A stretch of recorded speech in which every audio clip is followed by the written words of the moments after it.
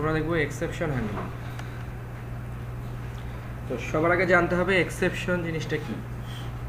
Exception হচ্ছে যে কোনো ধরনের অ্যাবনর্মাল সিচুয়েশন, প্রোগ্রামের মধ্যে যখন কোনো অ্যাবনর্মাল সিচুয়েশন তৈরি হয় তখন আমাদের প্রোগ্রামটা সেই অ্যাবনর্মাল সিচুয়েশনের জন্য একটা ইরর বা এক্সেপশন ডিসপ্লে করে এবং ফাইনালি পুরো ফ্র্যাগমেন্টটুকু বা মেথডটুকু বা অঙ্ক পুরো দেখা যাচ্ছে পুরো ক্লাসটা আর কাজ করে না। তো এই ধরনের সিচুয়েশনকেই বলা হচ্ছে এক্সেপশন। যেমন আমরা এখানে একটা কাজ করলাম, এক্স এর মান 0, ওয়াই এর মধ্যে আমরা 34কে এক্স দিয়ে ভাগ করে মানটা রাখছি। তো যখন কোনো নাম্বারকে 0 দ্বারা ভাগ করা হবে তখন এক ধরনের এক্সেপশন হবে। তো প্রোগ্রাম এই লাইনে একটা এক্সেপশন পাবে। এক্সেপশন পেলে সে আর ওয়াইকেও প্রিন্ট দিতে পারবে না এবং ফিনিশড এই লাইনটাকেও প্রিন্ট দিতে পারবে না। আমরা দেখি,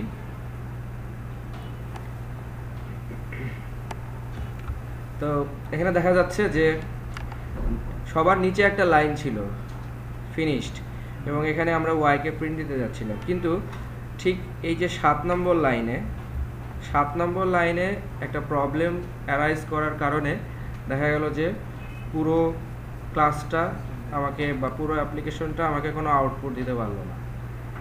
তো এখানে নর্মালি জাভা ডিফল্টভাবে এক্সেপশনটা আমাদেরকে দেখায় দিচ্ছে যে এটা কোনো নাম্বারকে যখন 0 দিয়ে ভাগ করা হচ্ছে তখন এটা অ্যারিথমেটিক এক্সেপশন পাবে এবং এই অ্যারিথমেটিক এক্সেপশনটা যা কম্পাইলার ডিফল্টভাবে আমাদেরকে দেখায় দিচ্ছে যে এই লাইনে অ্যারিথমেটিক এক্সেপশন হয়েছে।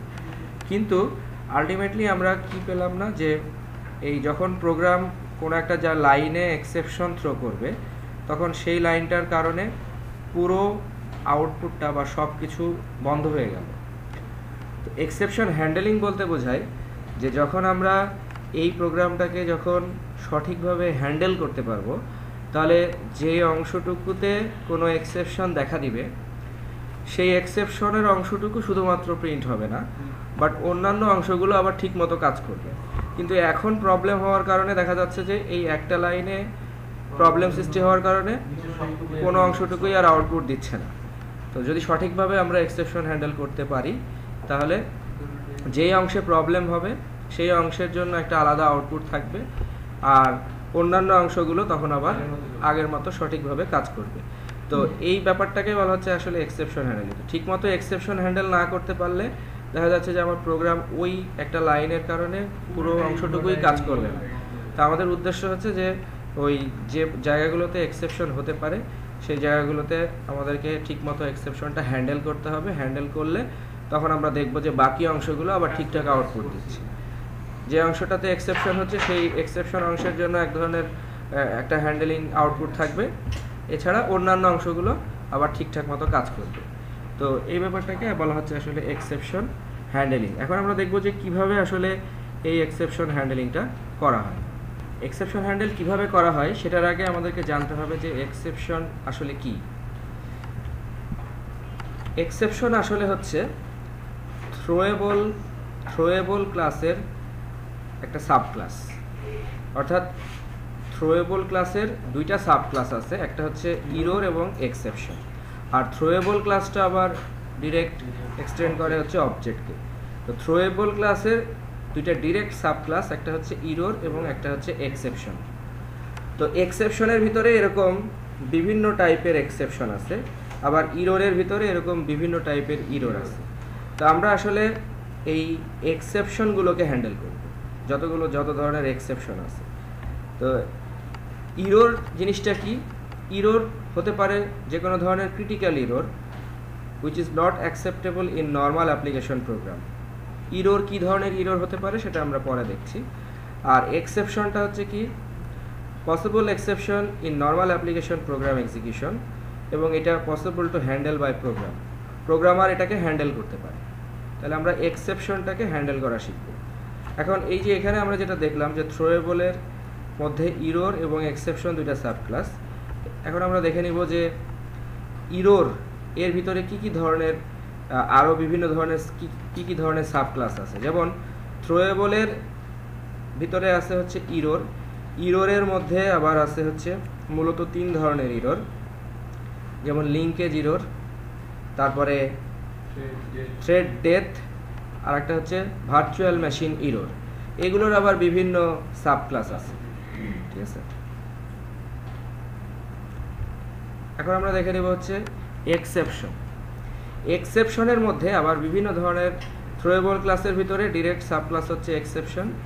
এক্সেপশনের মধ্যে বিভিন্ন ধরনের এক্সেপশন আছে, তো এগুলো সব হায়ারকি অনুসারে দেখানো হচ্ছে যে কার ভিতরে কার সাবক্লাস সেগুলো দেখানো হচ্ছে। যেমন এক্সেপশন ক্লাসের ডিরেক্ট সাবক্লাসগুলো হচ্ছে এরা: class not found exception, clone not supported exception, illegal access exception, এরকম আরও বিভিন্ন ধরনের এক্সেপশন আছে, এখানে কিছু সংখ্যক দেখানো হচ্ছে।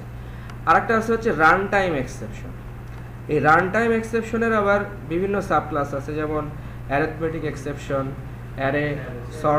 অ্যারে স্টোর এক্সেপশন, তারপরে এখানে আছে হচ্ছে ইললিগ্যাল আর্গুমেন্ট এক্সেপশন, এখানে আছে হচ্ছে index out of bounds exception. এর আবার সাবক্লাস হচ্ছে array index out of bounds exception, string index out of bounds exception.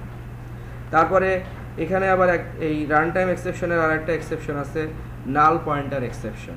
এরকম বিভিন্ন ধরনের এক্সেপশন আছে। যখন আমরা কোনো অবজেক্ট নাল এবং নালকে যখন ধরেন একটা অবজেক্ট নাল, এটাকে যখন আমরা টু স্ট্রিংয়ে কনভার্ট করতে চাই, তখন নালকে টু স্ট্রিংয়ে কনভার্ট করা যায় না, তখন এটা নাল পয়েন্টার এক্সেপশন শুরু করে। তাই আমরা জাস্ট দেখে নিলাম যে এক্সেপশন ক্লাসের ভিতরে যে সমস্ত সাব ক্লাসগুলো আছে। আর এক্সেপশনটা আসছে কোথা থেকে? এক্সেপশনটা আসছে হচ্ছে থ্রোয়েবল ক্লাসের ডিরেক্ট সাব ক্লাস হচ্ছে এক্সেপশন এবং ইরর। আমরা আসলে এই এক্সেপশন কিভাবে হ্যান্ডেল করতে হয় সেটা শিখব। তাহলে এক্সেপশন বলা হচ্ছে যে একটা এক্সেপশন হলো একটা abnormal condition that arise in a code sequence at run time, অর্থাৎ রান টাইম সময়ে এটা অ্যারাইজ করে বা উদ্ভব হয়। দ্যাট মিনস যেটা compile time, generally compile time হচ্ছে ইররগুলো হচ্ছে কম্পাইল টাইমে হয়। আর যখন আমরা প্রোগ্রামটাকে রান করব, দ্যাট মিনস কম্পাইল করা হয়ে গেছে, রান করলাম, রান করার সময়ে যদি কোনো অ্যাবনর্মাল কন্ডিশন সৃষ্টি হয় তখন সেটাকে বলা হচ্ছে এক্সেপশন।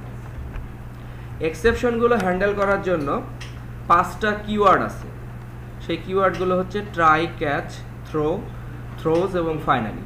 এই 5টা কিওয়ার্ডের মাধ্যমে এক্সেপশনকে হ্যান্ডেল করা হয়। 5টা কিওয়ার্ড, নট নেসেসারিলি যে সবগুলোই একসাথে ব্যবহার করতে হবে, বাট এগুলো কিভাবে কখন ব্যবহার করতে হবে সেটাই আমরা এখন দেখব। তাই মনে রাখতে হবে যে ট্রাই, ক্যাচ, থ্রোজ এবং ফাইনালি এই 5টা কিওয়ার্ডের মাধ্যমে এক্সেপশনকে হ্যান্ডেল করা হয়। তাহলে এখন আমরা দেখি যে কিভাবে এই কিওয়ার্ডগুলোকে ব্যবহার করে এক্সেপশন হ্যান্ডেল করতে হয়।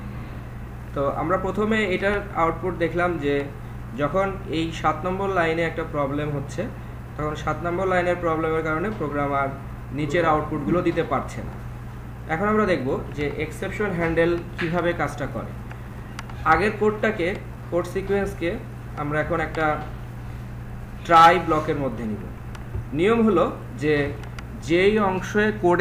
যেই অংশের মধ্যে প্রবলেম হতে পারে বলে ধারণা করা হচ্ছে, সেই অংশটুকুকে, যেমন এই অংশটুকুর মধ্যে প্রবলেম হতে পারে এরকম আমি চিন্তা ভাবনা করছি, তখন এই অংশটুকুকে আমরা একটা ট্রাই ব্লকের মধ্যে নিয়ে নিব। একটা ট্রাই এবং এই সেকেন্ড ব্র্যাকেটটা হচ্ছে ট্রাইয়ের ব্লক। তো ট্রাই ব্লকের মধ্যে এই কোড সিকোয়েন্সটাকে নিয়ে নেওয়া হলো। এই ট্রাই ব্লকের মধ্যে যদি কোনো এক্সেপশন হয়, তাহলে সেই এক্সেপশনটাকে হ্যান্ডেল করার জন্য তার রিলেটেড একটা ক্যাচ ব্লক থাকবে, একটা ক্যাচ ব্লক।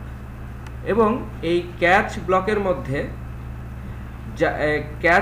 মধ্যে বিভিন্ন ধরনের এক্সেপশনকে আমরা ক্যাচ করতে পারি, অর্থাৎ একটা ট্রাইয়ের সাথে অবশ্যই একটা ক্যাচ ব্লক থাকতে হবে, আবার একাধিক ক্যাচ ব্লক থাকতে পারে। ঠিক আছে, একটা ট্রাইয়ের সাথে একটা ক্যাচ ব্লক অথবা একাধিক ক্যাচ ব্লক থাকতে পারে, কমপক্ষে একটা ট্রাইয়ের সাথে কমপক্ষে একটা ক্যাচ থাকতে হবে। একাধিকের কোনো লিমিট নেই, এটা যত খুশি তত ক্যাচ ব্লক থাকতে পারে। তো এই ট্রাই ব্লকের মধ্যে কি ধরনের এক্সেপশন হতে পারে সেটার উপরে বেস করে আমরা এই ক্যাচ ব্লকগুলোকে লিখব। যেমন এখানে অ্যারিথমেটিক এক্সেপশন আমরা লিখলাম, অ্যারিথমেটিক এক্সেপশন।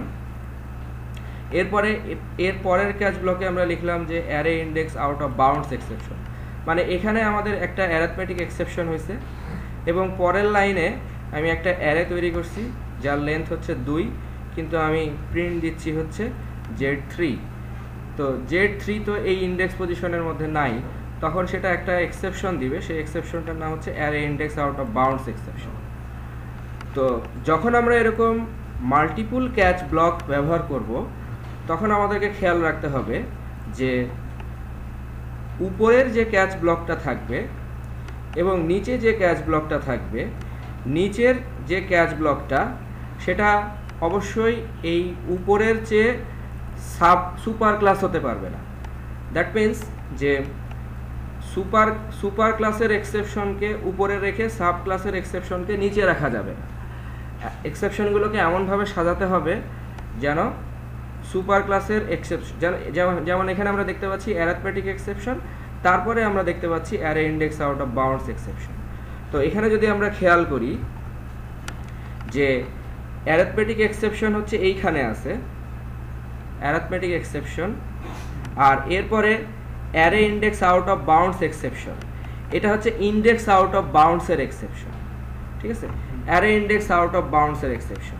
তাহলে যেটা এখানে বক্তব্য সেটা হচ্ছে যে যদি মনে করেন যে এদের সুপার ক্লাস হচ্ছে, সবার সুপার ক্লাস হচ্ছে এক্সেপশন, তো আমরা যদি এইখানে অ্যারিথমেটিক এক্সেপশন না দিয়ে যদি বলি এক্সেপশন, তাহলে নিচেরটা আর রাখার প্রয়োজন নাই, কারণ সুপার ক্লাস সবগুলোকে ধরতে পারে, ঠিক আছে। সুপার ক্লাস যেহেতু এক্সেপশন হচ্ছে সুপার ক্লাস, তো এই সুপার ক্লাসের নিচের কোনো এক্সেপশনকে আমি নিচে লিখতে পারবো না। কিন্তু যদি উপরে একটা সাব ক্লাস এক্সেপশন থাকে আর নিচে যদি আমি সুপার ক্লাসের এক্সেপশনকে লিখি তাহলে এটা ওকে। দ্যাট মিন্স সাব ক্লাসগুলো সাধারণত উপরের দিকে থাকবে, আর ওদের যে সুপার ক্লাস সেটা ইমিডিয়েট সুপার ক্লাসগুলো সেগুলো আবার নিচের দিকে থাকবে, ঠিক আছে। তো এটাই হচ্ছে বক্তব্য। এখন আমরা দেখব যে যদি কোনো লাইনে এক্সেপশন হয়, যেমন এই লাইনে দুইটা এক্সেপশন আছে, এখানে একটা এক্সেপশন, এখানে একটা এক্সেপশন, তো যখনই প্রোগ্রাম এই লাইনের এক্সেপশন যখন প্রোগ্রাম কট করবে তখন প্রোগ্রামটা এখান থেকে জাম্প করে নিচে আসবে, নিচে এসে দেখবে যে এটা কি ধরনের এক্সেপশন, যে ধরনের এক্সেপশনের সাথে এটা ম্যাচ করবে তখন সেই ধরনের এক্সেপশনের ভিতরে যেই লাইনটা আমরা প্রিন্ট দিয়ে রাখছি সেই লাইনটা প্রিন্ট হবে। তো যখন এই এক্সেপশনটা অলরেডি থ্রো হয়ে যাবে তখন প্রোগ্রাম আর নিচে আসবে না, তখন এই এক্সেপশনের জন্য প্রোগ্রাম এই ক্যাচের কাছে চলে আসবে, তখন আর এই ক্যাচ আসবে না।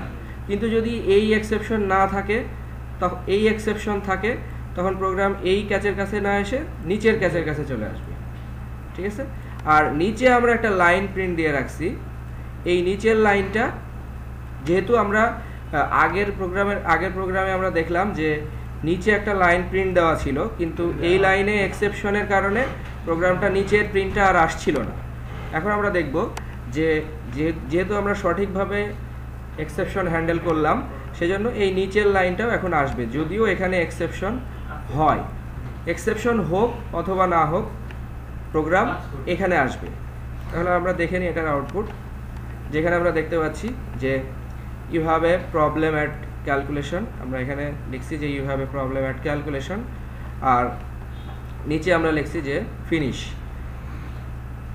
তো প্রোগ্রাম এখানে ক্যাচের জন্য আউটপুটটা ক্যাচের কাছে আসবে, আর নর্মাল এক্সিকিউশনকে সে বাধা দিবে না। নর্মাল এক্সিকিউশনটা হবে, তারপরে যে এক্সেপশনটা হবে সেই এক্সেপশনের জন্য সেই এক্সেপশনের আউটপুটটা দিবে। নর্মাল এক্সিকিউশনটা হবে, হ্যাঁ নর্মাল এক্সিকিউশনটা হবে এবং নর্মাল এক্সিকিউশনের পরবর্তীতে এক্সেপশনের জন্য আউটপুটটা দিবে। এটা আউটপুটের আগে পরে কোনো ব্যাপার না, কোনটা আগে বা কোনটা পরে আসছে সেটা আসলে কোনো ব্যাপার না। ব্যাপারটা হচ্ছে যে এখানে আমরা নর্মাল আউটপুটটাও পাচ্ছি এবং এখানে এক্সেপশনের আউটপুটটাও পাচ্ছি, ঠিক আছে। তাহলে দেখা যাচ্ছে এই লাইনে একটা এক্সেপশন ছিল, এটা অ্যারিথমেটিক এক্সেপশন, সেই জন্য এটা এখানে আসছে। এখন যদি এই এক্সেপশনটা এখানে না থাকে, দ্যাট মিনস এটা 0 না, আমি বললাম যে এটা হচ্ছে 2, তাহলে এখানে আর কোনো এক্সেপশন নাই। তো এখানে এক্সেপশন নাই, এখন কিন্তু এই লাইনে এক্সেপশন আছে, তখন প্রোগ্রামটা এই ক্যাচের কাছে না গিয়ে এই ক্যাচের কাছে চলে যাবে এবং এই আউটপুটটা দিবে। তো এই আউটপুটে আসবে হচ্ছে array index out of bounds exception 3 এর কারণে array index out of bounds exception দেখাচ্ছে, কিন্তু তারপরেও এটা ফিনিশ, এই লাইনটা ঠিকই আসছে, নিচের লাইনটা ঠিকই আসছে। ওকে, তো নর্মাল রুলস হচ্ছে এটাই যে একটা ট্রাই থাকলে তার সাথে মিনিমাম একটা ক্যাচ থাকতে হবে। ট্রাইয়ের ভিতরে যেই ধরনের এক্সেপশন হতে পারে সেই ধরনের এক্সেপশন রিলেটেড এক্সেপশনের ক্লাসকে এখানে রাখতে হবে। দ্যাট মিনস এটা হচ্ছে অ্যারিথমেটিক এক্সেপশন, কিন্তু আমরা যদি এখানে অ্যারিথমেটিক এক্সেপশন যদি না থাকে তখন কি হবে? তখন প্রোগ্রাম এই এক্সেপশনের কাছে আর যাবে না, তখন এটার জন্য আর এক্সেপশনকে ধরলো না, এই লাইনের জন্য এক্সেপশনকে ধরলো। এই লাইনে আমরা এখন আবার প্রবলেম তৈরি করে দেই, তাহলে দেখাচ্ছে যে প্রোগ্রাম এই এক্সেপশনের কাছে চলে আসলো। তাহলে এখানে কি হলো যে এখানে আমরা সঠিকভাবে এক্সেপশনটা হ্যান্ডেল করতে পারিনি, যদিও ট্রাই ক্যাচ ব্যবহার করলাম কিন্তু সঠিকভাবে এক্সেপশনটা হ্যান্ডেল করা হলো না, বিধায় নর্মাল আউটপুটটা আসলো না। ঠিক আছে, প্রোগ্রামে তো কোনো ভুল থাকবে না, কারণ এটা হচ্ছে রান টাইম সময় অ্যারাইজ করে। তাহলে এই এক্সেপশনটা আমরা ঠিকমতো হ্যান্ডেল করতে পারিনি, তাহলে এই এক্সেপশনটাকে আমাদের ঠিকমতো হ্যান্ডেল করার জন্য আমাদের এখানে একটা এই রিলেটেড ক্যাচ ব্লকটা থাকতে হবে, ঠিক আছে। আর যদি এইখানে এরকম হতো যে অ্যারিথমেটিক এক্সেপশন নাই, বাট এখানে যে এক্সেপশনটা আছে সেটা হচ্ছে সবার সুপার ক্লাস এক্সেপশন, তো সুপার ক্লাস এক্সেপশন যে কোনো ধরনের এক্সেপশনকে ধরতে পারে, সেজন্য সে এখানে এটা যদি 0 থাকে তবুও সে এই এক্সেপশন, এটা যেহেতু অ্যারিথমেটিক এক্সেপশন না, তারপরও এই যেহেতু সুপার ক্লাস এক্সেপশন, সুতরাং এ সবাইকেই ধরতে পারবে এবং ফিনিশও প্রিন্ট হবে।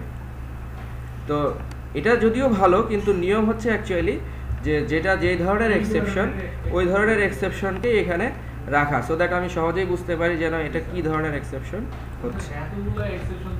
তো আমরা বললাম যে ট্রাইয়ের সাথে ন্যূনতম একটা ক্যাচ থাকতে হবে, অন্তত একটা ক্যাচ থাকতে হবে। আর আরেকটা জিনিস আমরা দেখব, এটার সাথে আরেকটা জিনিস দেখব, সেটা হচ্ছে ফাইনালি হচ্ছে ট্রাই, ক্যাচ এবং ফাইনালি, এটা হচ্ছে আর একটা ব্লক। ফাইনালি হচ্ছে একটা ব্লক, যে ব্লকটা অপশনাল, অর্থাৎ আমরা এখানে চাইলে দিতেও পারি ফাইনালি, নাও দিতে পারি, কিন্তু ফাইনালির একটা বৈশিষ্ট্য আছে। ফাইনালির বৈশিষ্ট্যটা হচ্ছে যে এখানে এক্সেপশন হোক বা না হোক এর কোনো মাথা ব্যথা নাই, ফাইনালির ভিতরে যা কিছু থাকবে সেটা অলওয়েজ প্রিন্ট হবে, বা ফাইনালির ভিতরে যে কোড ব্লকটা থাকবে সেটা অলওয়েজ এক্সিকিউট হবে, এখানে এক্সেপশন হোক অথবা না হোক, ঠিক আছে। তা আমরা প্রথমে দেখে নেই যে এখানে এক্সেপশন হওয়ার পরও ফিনিশ প্রিন্ট হলো, ঠিক আছে, এক্সেপশন হওয়ার পরও ফিনিশ প্রিন্ট হচ্ছে। এখন আমরা দেখে নেই যে এখানে কোনো এক্সেপশন হলো না, অর্থাৎ এটা আমরা দিলাম 4 আর এটা আমরা দিলাম হচ্ছে 1, তাহলে দেখব যে কোনো এক্সেপশন নাই, কিন্তু তারপরও ফিনিশ ঠিকই প্রিন্ট হচ্ছে, ঠিক আছে। এই যে Z1 এর মান 0 প্রিন্ট দিছে আর ফিনিশ ঠিকই, দ্যাট মিনস এক্সেপশন হলেও ফাইনালি কল হচ্ছে এবং এক্সেপশন না হলেও ফাইনালি কল হচ্ছে, ঠিক আছে। মাথা ব্যথা অবশ্যই আছে, কারণ ফাইনালির একটা ব্যবহার আছে, সেটাতে আমরা যাব। এখন আমরা আসি যে আমরা বললাম যে ট্রাইয়ের সাথে একটা ক্যাচ অন্তত অবশ্যই থাকতে হবে, আর ফাইনালি হচ্ছে একটা অপশনাল ব্লক, যেটা যদি থাকে তাহলে সব ক্যাচ ব্লকের শেষে থাকবে, যদি থাকে তাহলে সব ক্যাচ ব্লকের শেষে থাকবে, ঠিক আছে, ওকে। আর এখন আমরা দেখব যে যদি ট্রাইয়ের সাথে, আমরা বললাম যে ট্রাইয়ের সাথে একটা ক্যাচ অন্তত অবশ্যই রাখতে হবে, যদি ট্রায়ের সাথে কোনো ক্যাচ ব্লক না থাকে তখন ফাইনালিকে ম্যান্ডেটরিভাবে রাখতে হবে। নর্মালি ফাইনালি হচ্ছে অপশনাল ব্লক, কিন্তু ট্রায়ের সাথে যদি কোনো ক্যাচ না থাকে তাহলে তখন ফাইনালিকে অবশ্যই রাখতে হবে। ঠিক আছে, বোঝা গেল? ওকে, তাহলে আমরা ব্যবহার দেখে নিলাম আসলে ট্রাই, ক্যাচ এবং ফাইনালি। Try, catch, finally. একটা ট্রায়ের সাথে নর্মালি একটা ক্যাচ ব্লক থাকবে, মাল্টিপল ক্যাচ ব্লকও থাকতে পারে। যদি মাল্টিপল ক্যাচ ব্লক থাকে তাহলে অবশ্যই আমাদের খেয়াল রাখতে হবে যে ওই এক্সেপশনের সুপার ক্লাসকে উপরে রাখা যাবে না, ওই এক্সেপশনের সুপার ক্লাস সবসময় নিচে থাকবে। ঠিক আছে, আর লাস্টলি আমরা বললাম যে ফাইনালি হচ্ছে একটা অপশনাল ব্লক যেটা সমস্ত ক্যাচ ব্লকের নিচে থাকবে। এটা থাকতেও পারে, নাও থাকতে পারে, এবং যদি থাকে তাহলে এখানে এক্সেপশন হোক অথবা না হোক, সেই এক্সেপশন হলেও ফাইনালি প্রিন্ট হবে, এক্সেপশন যদি নাও হয় তাও ফাইনালি অলওয়েজ এক্সিকিউট হবে। আর লাস্টলি আমরা বললাম যে ট্রায়ের সাথে যদি কোনো ক্যাচ না থাকে সেই ক্ষেত্রে ফাইনালি হচ্ছে ম্যান্ডেটরি।